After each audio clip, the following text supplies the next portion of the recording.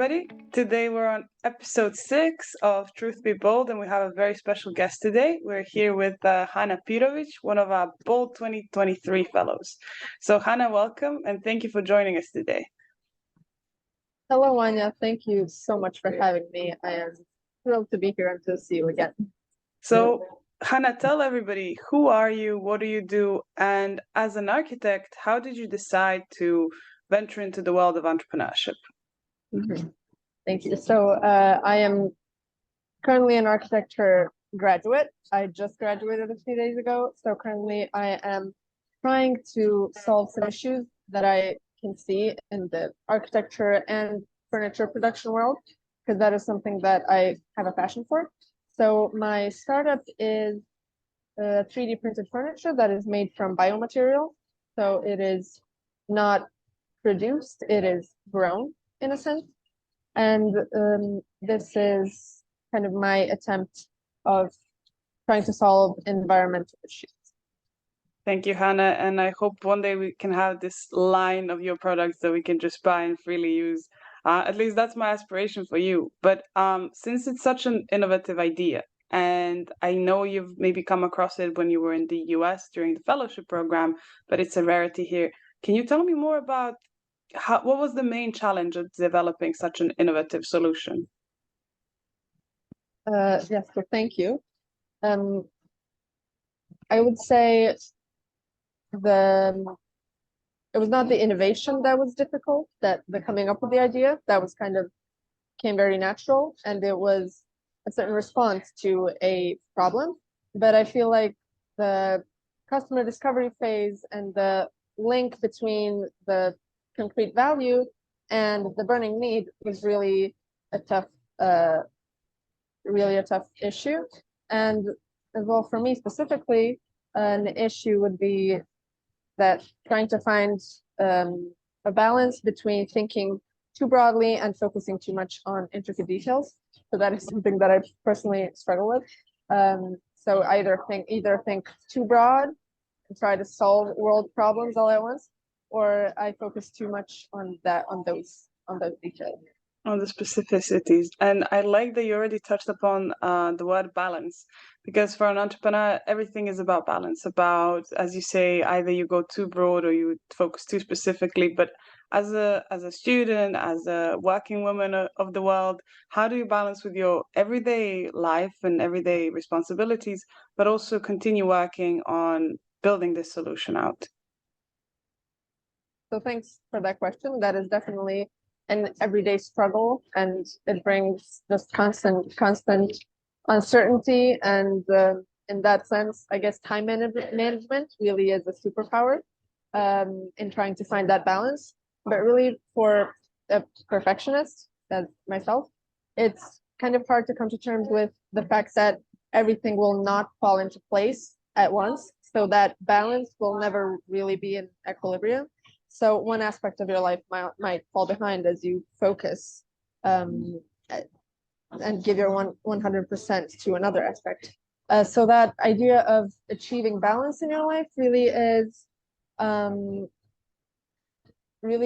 putting pressure on yourself to try to do everything all at once, and allowing yourself to devote time and focus to one thing at a time. Right. I mean, that I love this explanation of it being an equilibrium, never actually in full equation. But tell me more about,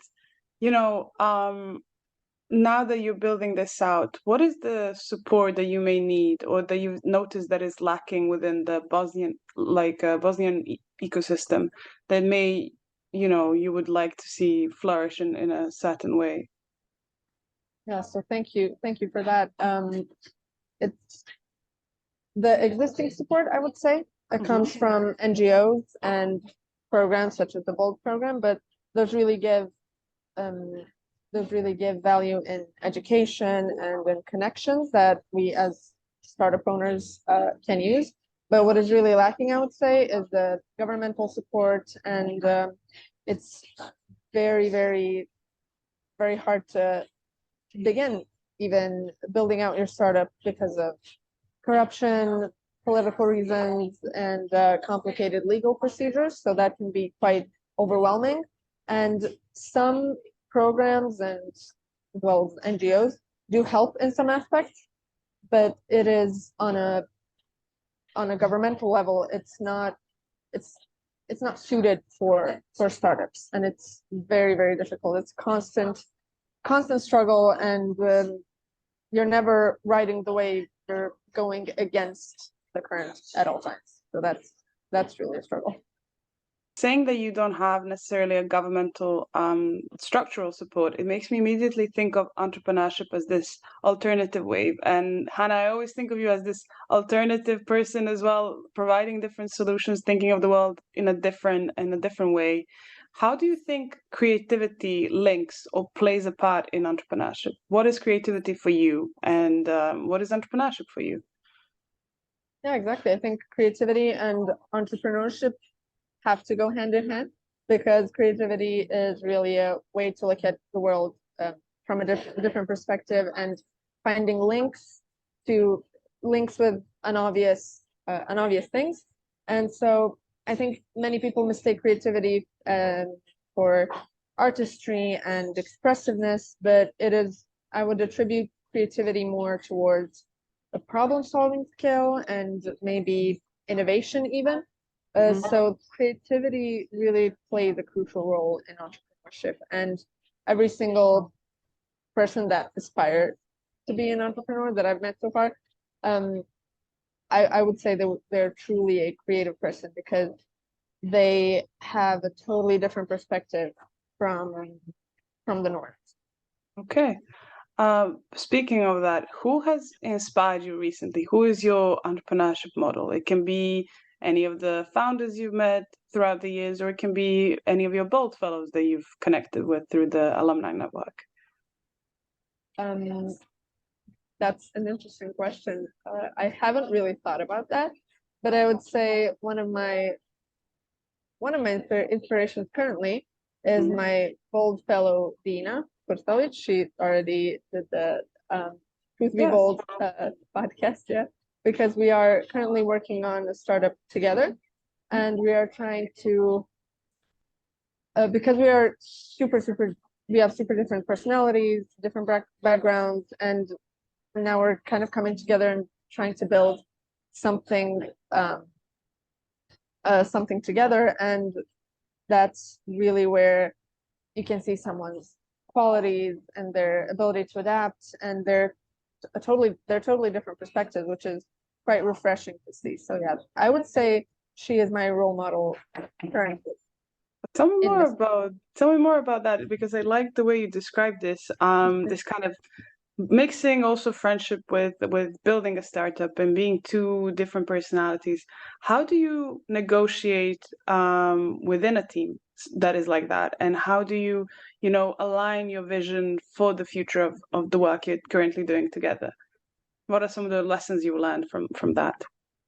Yeah, well, thank you again for that. It's well, we have been friends even before the book program, so it's very different, being friends with someone and then trying to be business partners. And there really has to be a dose of flexibility and understanding, and well, a lot of flexibility and understanding. And there is truly a lot of dialogue and negotiations of what we view our future product and how we think we should go about it. So it's really a lot of negotiating, and again, empathy, of trying to understand where the other person's coming from. And that's where I think in entrepreneurship and in a team environment, it's crucial to have different personalities. And it's in the beginning more difficult to work with different people, but it is in the end much more rewarding, and I think provide better results. Tell me one more thing about that, because I'm quite curious. Is do you and Dina, for instance, separate in two different roles, or do you and Dina kind of negotiate the tasks at hand? Is it more like two heads spread and do everything, or is it more like, okay, you as Hana will do just one area of work, but Dina is not allowed to intervene in that? Well, in the beginning now, it's more so like doing everything together and try to solve problems as they come at us. But I think in the future we will need to divide and conquer, definitely, because it's not it does not give positive results to for two people to come together and try to do the same things. So I think now in the beginning it's okay for us because we're still trying to navigate that world, but in the future definitely dividing into different tasks and responsibilities. Since you've been technically working on two ideas and you're in very early stages of building out different businesses and you're learning a lot, so you're in this kind of learning process, what is one lesson or advice you would give to anybody interested in becoming an entrepreneur but has no idea what a business plan is, knows nothing about being an entrepreneur? What would you tell them to inspire them to go and to go for it?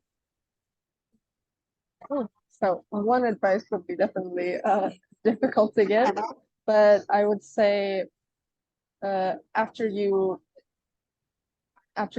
learn and educate yourself as much as possible, don't be afraid to experiment and don't get caught up on one idea too much and don't get emotionally attached to it because you will maybe miss some other opportunities that might be even good for you. For instance, I was working on that the furniture startup myself, and then Dina came to me with her idea and the will to develop a business together. And I think setting one thing aside in order to explore another is perfectly fine.